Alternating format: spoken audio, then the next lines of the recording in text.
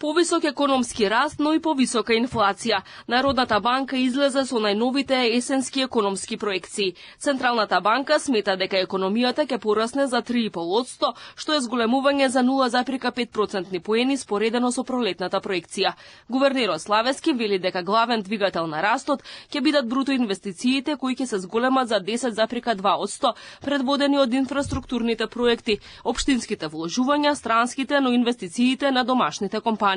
Главните ризици доаѓаат однадвор, односно нестабилните трговски односи на глобално ниво поради геополитичките тензии. Натаму се проектира динамика на постепено забрзување на економскиот раст, но со малку посилен интензитет во оваа 2025 година, што е одраз на повисокото остварување во првата половина од 2025 година, но и очекувањата за продолжување на поволните домашни услови, особено нагласени кај инвестициите. Народната банка предвидува дека инфлацијата ќе се зголеми за 3,9%, што е за 0,9% поени повеќе отколку предвидените 3% во април.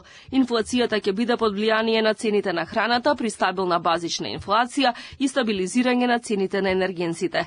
На среден рок Народната банка очекува нејзино намалување на нивоата до 2,5% до година и 2% во 2027 година, исто колку што изнесува моментално во еврозоната. Увозните цени се очекува да придонесат за надолно придвижување на домашната инфлација во 2026 година, а на среден рок стабилизираните или закотвени инфлацијски очекувања и ограничените притисоци преку каналот на домашна побарувачка се фактори кои што ќе влијат кон постепено стабилизирање на инфлацијата. Кредитната активност забележала силен раст во првите 9 месеци и ќе изнесува 11,6% до крајот на годинава. Зголемувањето на депозитите пак ќе изнесува 9,5%.